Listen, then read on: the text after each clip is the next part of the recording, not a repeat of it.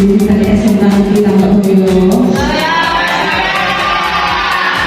Mana semangatnya di siang hari ini? SMK Viva! SMK Viva! SMK Negeri Tambakboyo.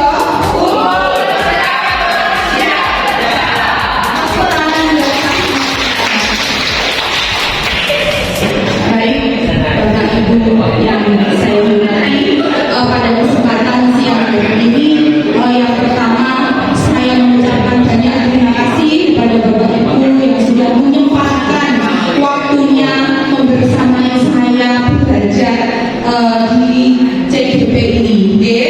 Dan kemudian yang kedua, saya mohon izin Bapak Ibu, saya mohon izin saya berada di depan ini tidak bermaksud menggurui, tapi saya hanya ingin membagikan atau menyampaikan ilmu yang sudah saya dapatkan pada pendidikan guru penggerak. Dan semoga kedepannya Bapak Ibu semuanya berkenan hatinya untuk mengikuti jejak kami, bisa daftar dan ikut pada pendidikan guru penggerak. Semangat Bapak Ibu. Terima kasih semuanya. Pada kesempatan siang hari ini saya akan memaparkan di sini budaya positif, yaitu menyebarkan pemahaman dan penerapan pengalaman budaya positif. Nah, di sini saya tidak perlu mengenalkan diri ya Bapak Ibu, karena semua pasti sudah tahu dengan saya. Di sini yang pertama adalah konsep inti dari budaya positif. Sebenarnya konsep inti budaya positif itu adalah yang pertama perubahan paradigma belajar, kemudian disiplin positif, yang ketiga nilai-nilai kebajikan, yang keempat adalah kebutuhan dasar manusia, dan yang kelima adalah motivasi perilaku manusia. Berikutnya adalah posisi kontrol guru, yang berikutnya adalah keyakinan kelas, dan yang terakhir adalah segitiga restitusi. Nah, pembelajaran dengan paradigma baru. Nah, apa tuh itu pembelajaran dengan paradigma baru? Ada yang mau menjawab Bapak Ibu? Ya Bu. Iya. Apa sudah ada jawabannya ngomong kamu? Ya. Baca tidak apa-apa.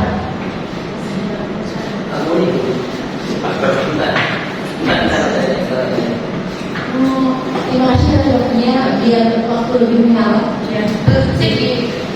Menurut saya dalam budaya, menurut saya belajar dengan paradigma baru itu berarti sebuah konsep pemikiran yang terbarukan, artinya tidak sama dengan yang lain.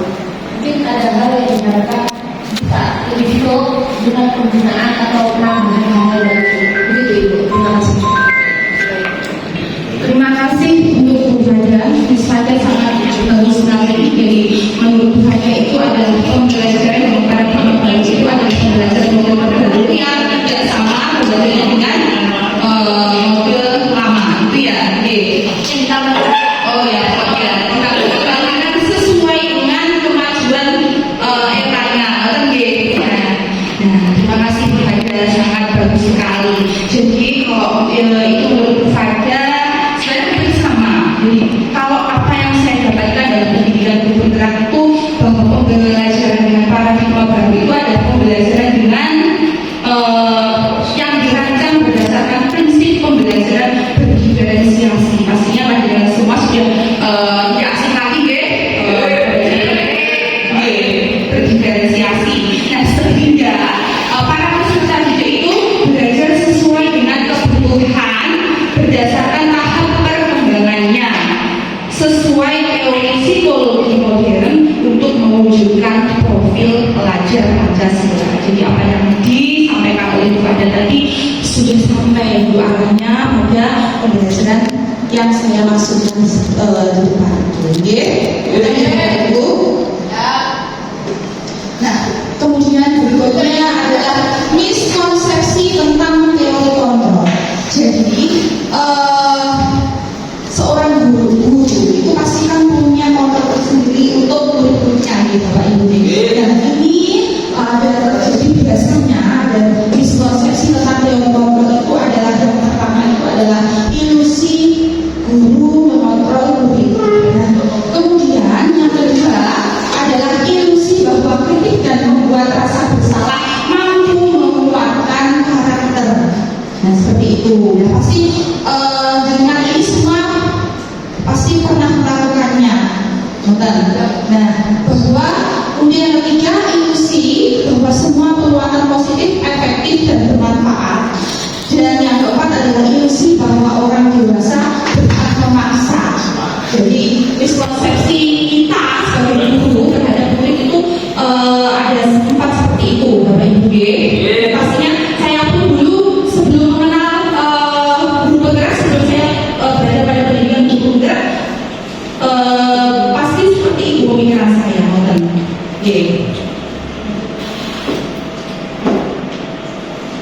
Nah, kemudian mengubah paradigma stimulus respon ke pendekatan teori kontrol. Bisa juga kesana sampai belakang ini. Jadi stimulus respon itu adalah pandangan tentang dunia. Yaitu yang pertama adalah stimulus respon tentang dunia. Yang kolom berikutnya itu adalah teori kontrol tentang dunia.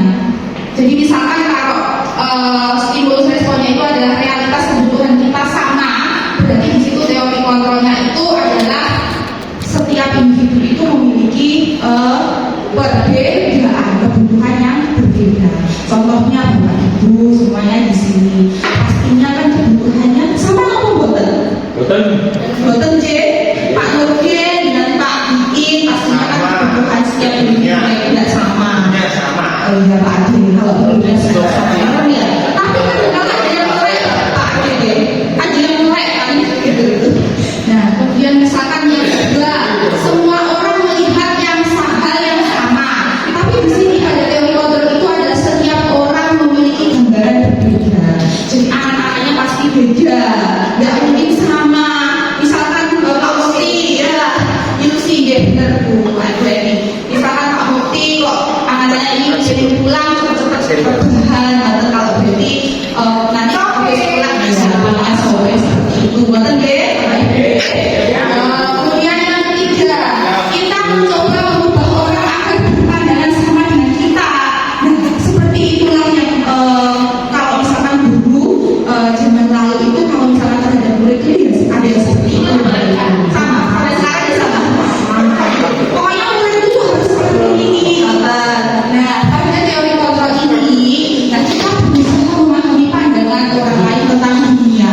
Jadi, meskipun dia itu masih murid, masih siswa, itu tidak selayaknya itu kita harus begini, Nah, berikutnya adalah perilaku buruk dilihat sebagai suatu kesalahan.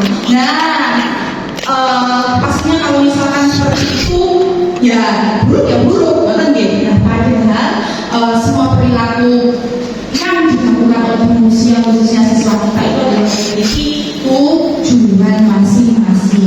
Kita tidak tahu apa yang mereka rasakan, apa yang mereka pikirkan. Orang lain bisa mengontrol saya, tapi hanya Anda yang bisa mengontrol diri Anda. Saya seperti itu. Kemudian berikutnya, saya bisa mengontrol orang lain, Anda tidak bisa mengontrol orang lain. Oh, betul, kan? Jadi saya tidak bisa memaksa kepada juga tidak bisa memaksa saya. Begitu juga terhadapmu, terhadap anak didik kita tercinta. Nah, berikutnya, pemaksaan ada pada saat bujukan gagal. Kolaborasi dan konsekuensi menciptakan pilihan-pilihan baru. Konsensus ya. Nah, kemudian model berpikir menang kalah. Nah, model berpikir menang ya menang. Menang ya menang.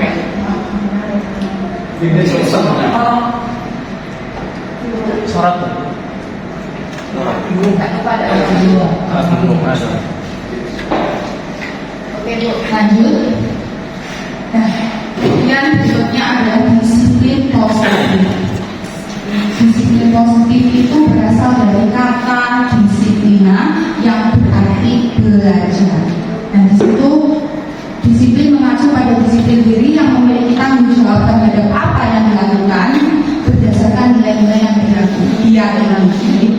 Jadi disiplin positif itu berasal dari kata disiplin tersebut. Kemudian disiplin positif adalah merupakan salah satu cara penerapan disiplin yang bertujuan untuk memberikan kesadaran serta memberdayakan peserta didik tanpa imbalan, penghargaan, reward atau ancaman. Jadi begini Bapak Ibu, misalnya selama ini itu juga yang saya lakukan dulu. Kalau misalnya siswa itu tidak rajin tidak tugas atau malas mengerjakan, malas menulis, pasti panjenengan semuanya kan ada sesuatu loh. Misalkan ada yang mau seperti ini, kamu kalau tidak mengerjakan kamu nggak akan dapat nilai. Kalau seperti itu Enggak. alhamdulillah Pak Dini betul. Berarti Pak Dini mau yang seperti ini.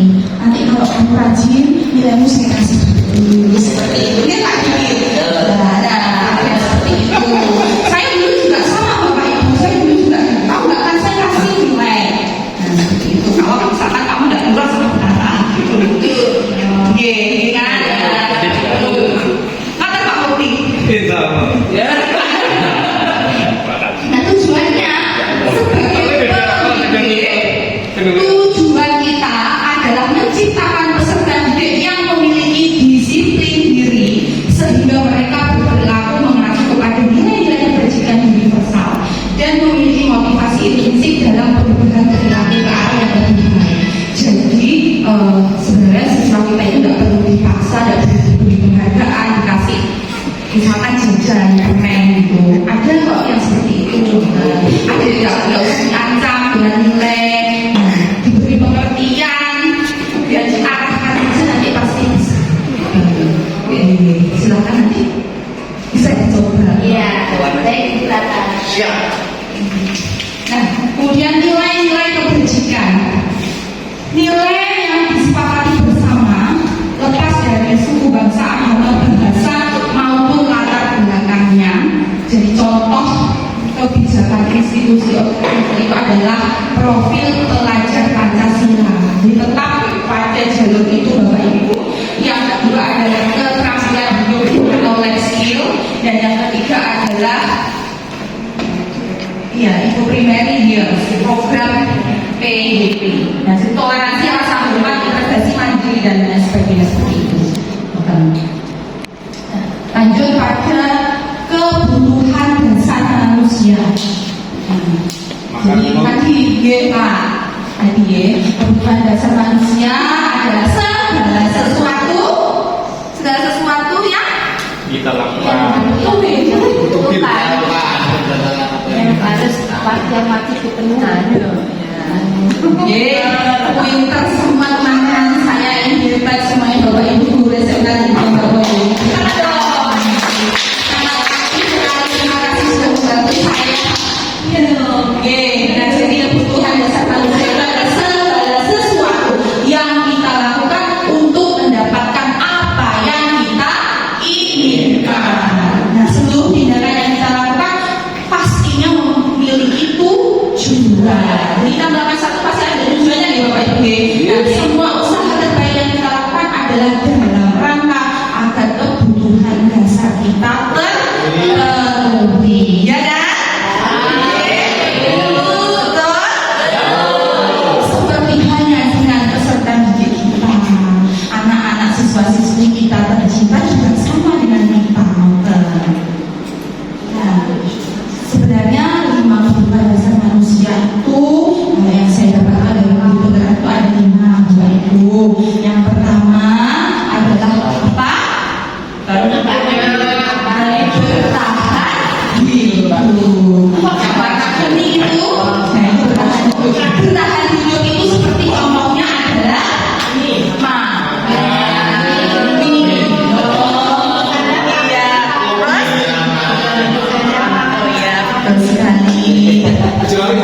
kemudian yang kedua adalah cinta.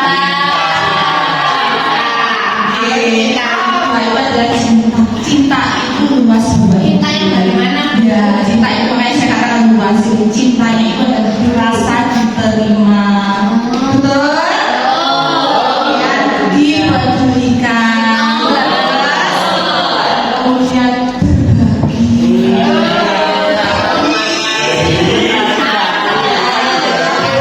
Kerja sama menghabiskan.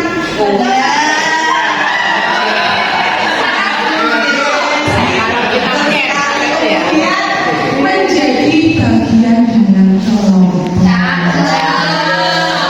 Rasa dicintai, rasa berikutnya adalah hubungan dasar manusia apa Bapak Ibu? Kekuasaan. Kekuasaan itu meliputi bukan kekuasaan. Bukan ya, tapi apa berarti? Jadi itu Betul sekali. jadi biasa ini Kekuasaan itu terdiri dari harga diri, keinginan untuk dianggap, terus kemudian memimpin, ya, nah berprestasi, diakui dan didengar. Nah, kemudian berikutnya, yang penting berikutnya adalah apa, Bapak Ibu? Bebas itu maksudnya bukan saja dalam artian yang negatif, tapi mandiri. Kemudian yang ketiga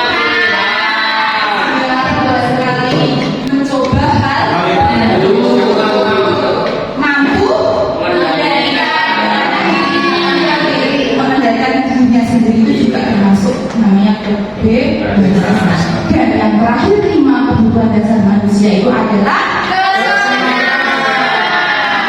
sekali teman-teman saya dari ibu dan kesenangan. Kesenangan itu berarti di dalamnya ada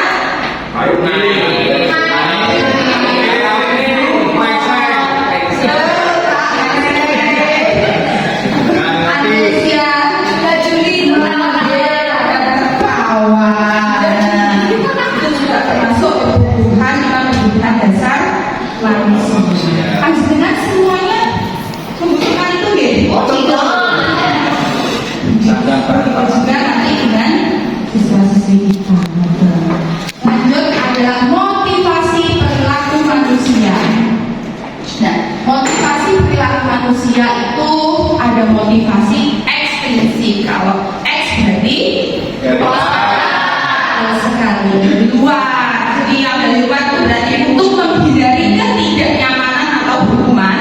Dan yang kedua adalah untuk mendapatkan imbalan atau penghargaan dari orang lain. Nah, yang kedua motivasi intrinsik. Kalau in berarti nanti contohnya adalah untuk menjadi orang yang mereka inginkan dan menghargai diri sendiri dengan nilai-nilai mereka percayai. Nah, kemudian kita bahas hukuman dan bagaimana konsekuensi restitusi. Nah, dalam setiap pembelajaran Bapak Ibu, saya mau tanya dulu, nah, dalam setiap pembelajaran Bapak Ibu itu sukanya itu memberi hukuman, memberi konsekuensi, atau yang terakhir memberikan restitusi? Hukuman. Nah, Pak konsekuensi. Terus Pak Gus konsekuensi. Pak Adi sama. Nah, sekarang kita bahas satu persatu.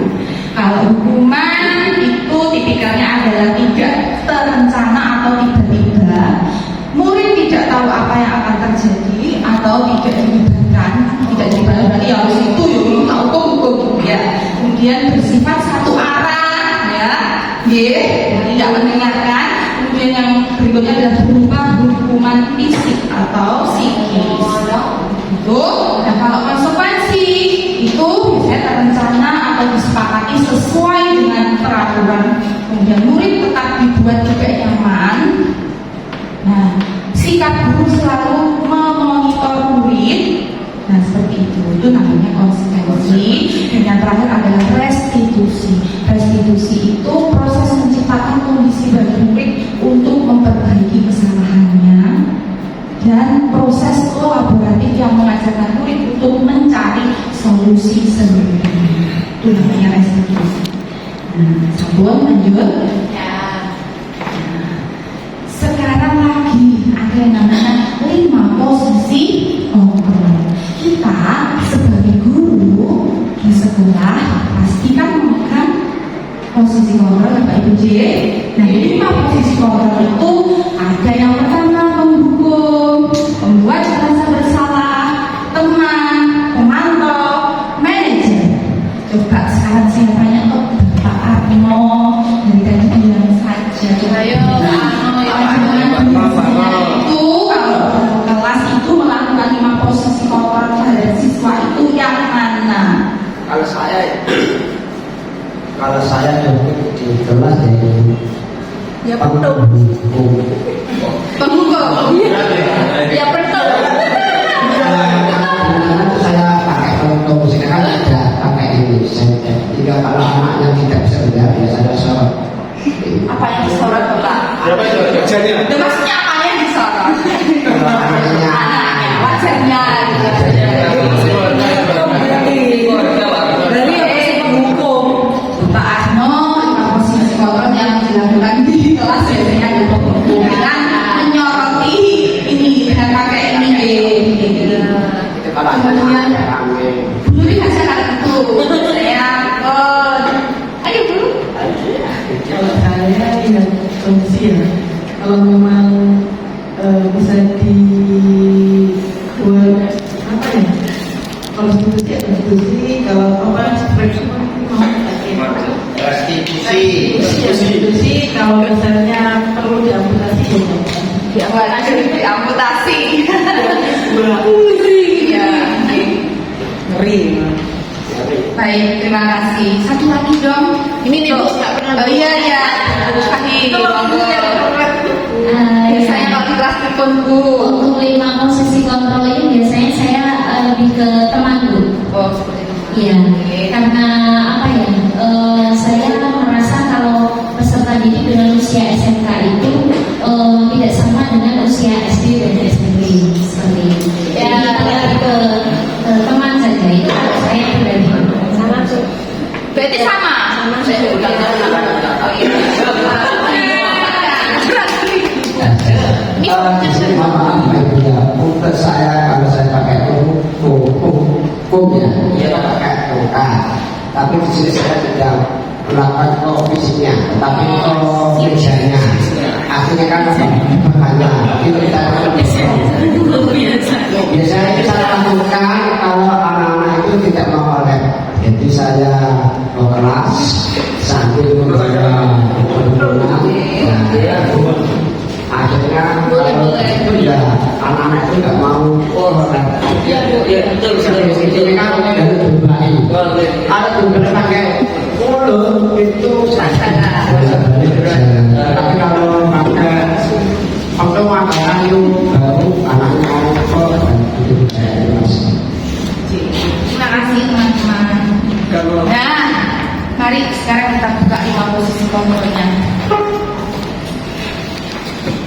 Nah, kita bahas satu-satu di Bapak Ibu mohon izin. Nah, jadi misalkan ini ada satu kasus ini biasanya wali kelasnya biasanya Pak Gini wali kelasnya. Siswanya itu terlambat datang ke sekolah. Nah, ini misalkan kalau kita itu posisi kontrolnya itu adalah berada pada posisi penghukum. Berdiri di depan kelas selama 5 jam. Kemudian yang kedua, pembuat apa? Pembuat apa? Salah. Jadi kalau pembuat rasa bersalah pada siswa yang datang terlambat itu biasanya gini. Berapa kali Bapak Ibu ya, kalau saya ini ya, berapa kali Bunda harus memberitahu kamu? Harus berkali-kali. Kamu selalu saja mengecewakan Bunda. Saya sangat kecewa sekali. Nah itu contohnya untuk pembuat rasa bersalah. Ya, baik. Berikutnya, kalau kita itu posisi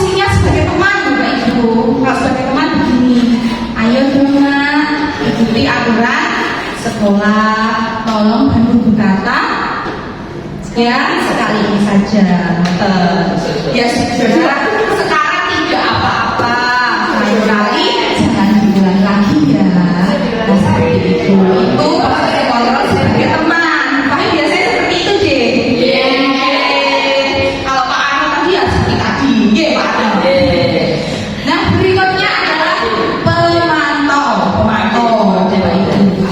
Nah, kalau pemantau berarti kamu sudah melanggar peraturan sekolah. Kamu tahu konsekuensinya kan? Nah, seperti itu. Nah, setelah pelajaran saya segera menulis apa yang tadi tertinggal. Nah, seperti itu.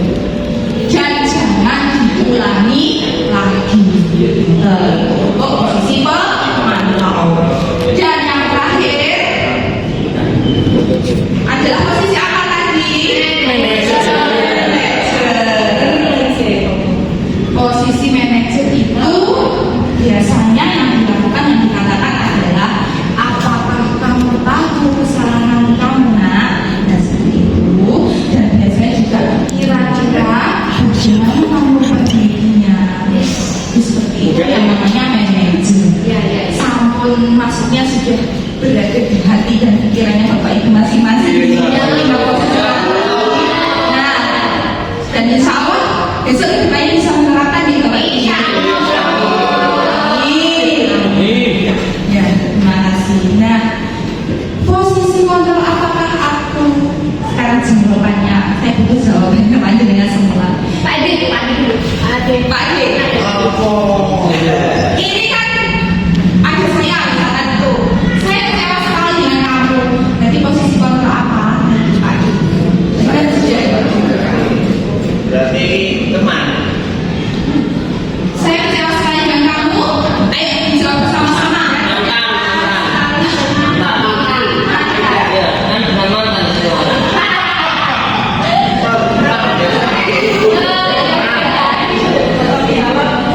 Iya, ini aku biar Merasa bersalah. bersalah. Benar Bapak Ibu semua. Karena operatornya lanjut berarti benar. Jawabannya terima kasih Bu. Kemudian kalau misalkan begini, kamu tidak pernah benar melakukannya. Memantau. Kamu tidak pernah benar melakukannya.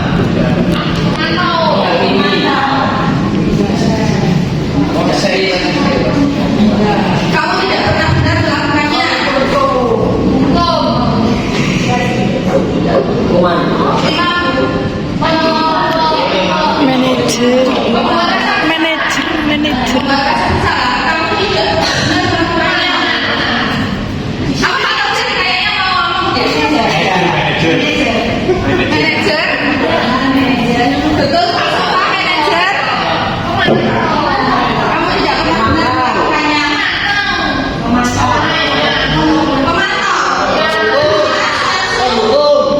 Kalau begini lanjut berarti ya pemantau.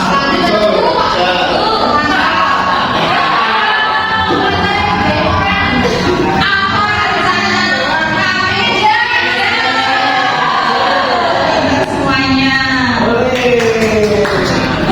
Ayolah lakukan ini dengan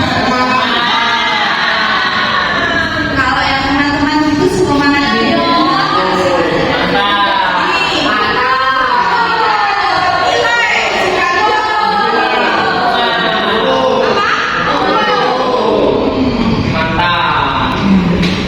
Seperti itu, oke?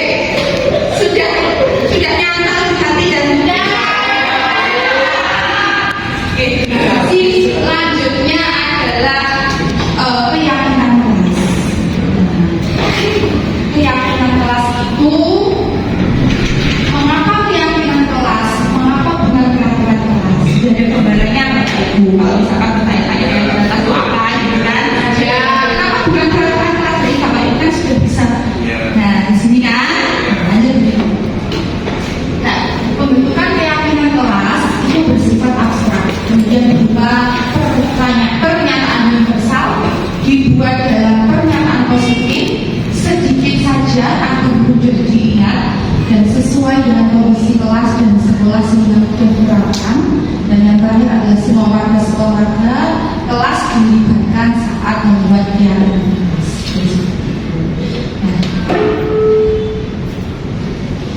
Lanjut Pak. Ya, lanjut. Sudah. Alhamdulillah. Sudah, saya kira Bapak Ibu kalau misalkan saya jalan itu juga ada membuat piagam kelas masing-masing, tapi cuma mungkin bahasanya bukan piagam kelas. Gitu Bapak Ibu. Takut apa? Sepakat. Ya, betul sekali. Iya, boleh. Dan biasanya kalau piagam kelas itu harus digunakan atau kata-kata seperti itu biar juga doa-doa itu kan bisa mengabulkan hal yang positif dengan kata-kata yang positif. Ya. Nah, kemudian segitiga restitusi. Segitiga restitusi itu apa?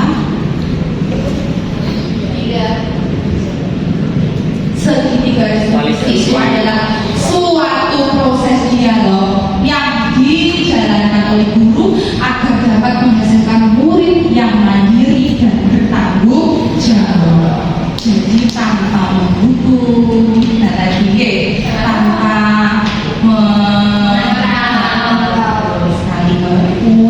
sekali saya. Nah, segitiga restitusi itu adalah tahapannya Bapak Ibu. Di sini ada 3 tahapan. Adalah yang pertama menstabilkan identitas, kemudian validasi tindakan yang salah, dan yang terakhir apa Bapak Ibu? Menanyakan dialog. Lanjut Bunda. Kepada penasaran. Nah, menstabilkan identitas itu adalah prinsip membuat kesalahan adalah bagian dari proses pembelajaran. Jadi sesuatu yang salah itu tidak salah mutlak gitu Bapak Ibu ya. Itu adalah suatu pembelajaran. Jadi berbuat salah itu wajar, tidak manusia yang sempurna. Pak, Ibu atau Bapak juga pernah melakukan itu, biasanya kalimat-kalimat yang dikatakan oleh Ibu, Bapak, Ibu atau Bapak tidak mau mencari siapa yang salah, tapi Ibu atau Bapak ingin mencari solusi dari permasalahan ini. Oke. Kamu berhak merasa begitu.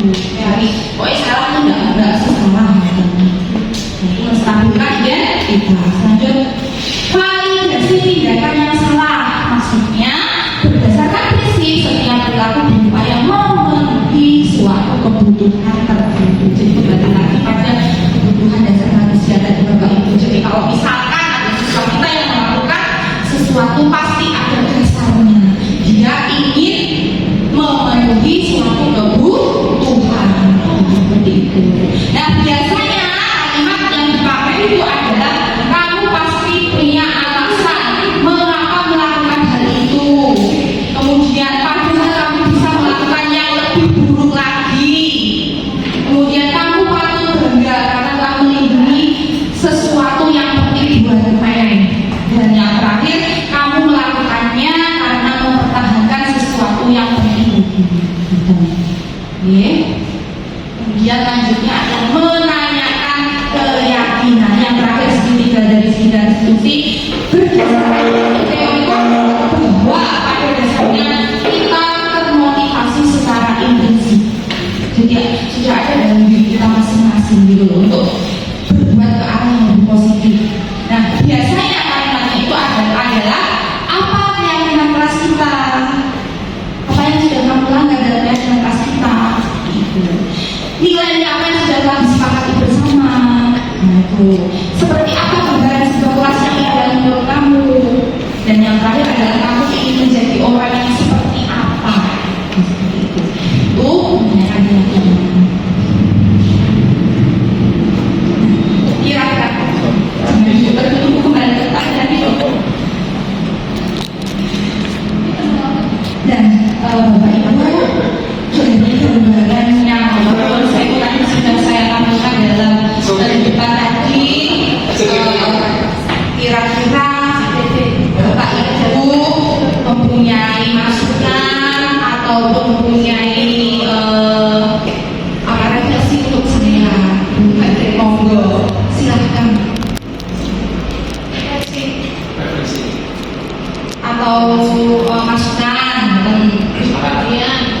Monggo. Ujian buat ujian. Apa? Refleksi. Refleksi itu kayak memuji dulu baru. Oh. Monggo ada apa? Mau apa tuh Pak? Tunggu Pak. Pak Mufti ketua biasa mantap. Terima kasih. Assalamualaikum warahmatullahi wabarakatuh. Terima kasih Bu Tata sudah memberikan ilmu baru yang tentunya ilmu ini sangat bermanfaat bagi kita-kita, terutama dalam melaksanakan kegiatan pembelajaran di kelas. Semoga kedepannya dengan adanya kegiatan ini bisa menambah kualitas pembelajaran kami, ya terutama bagi teman-teman yang belum ikut bergabung dengan program bergerak. Oke, semangat Bapak Ibu. Semangat. Oke, itu saja yang saya sampaikan. Terima kasih. Siap bersama Bu Tata.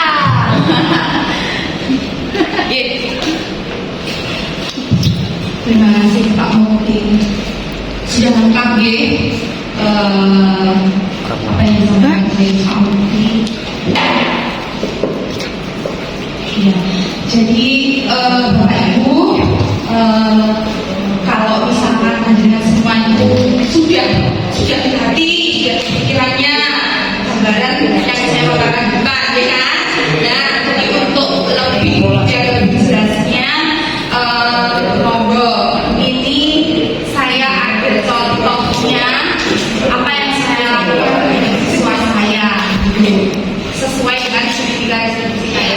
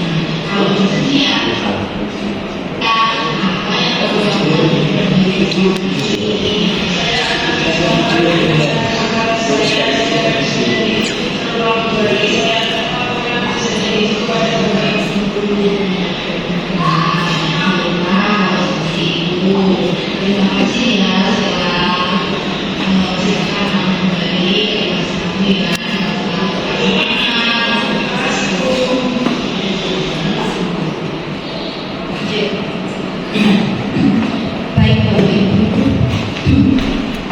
tadi gambaran contohnya apa video yang sudah saya lakukan untuk siswa saya, semoga bisa memberi gambaran dan bisa bermanfaat. Jadi penutup dari saya, dalam penerapan program disiplin positif hendaknya guru memiliki standar kepribadian profesional dan sosial yang baik di mana guru mampu merefleksikan dirinya dalam posisi kontrol saat ini. Bagaimana perjalanan dirinya sebagai among atau manajer yang menuntut murid-muridnya menjadi insan yang mandiri, yang merdeka, dan yang bertanggung jawab. Terima kasih Bapak Ibu, teman-teman saya semua, Bapak Ibu, juga saya Bapak Boyo sudah berluangkan waktu bersama saya dalam belajar. Semoga ilmu yang saya dapatkan bisa bermanfaat bagi siswa-siswi kita semua. Terima kasih. Wassalamualaikum warahmatullahi wabarakatuh.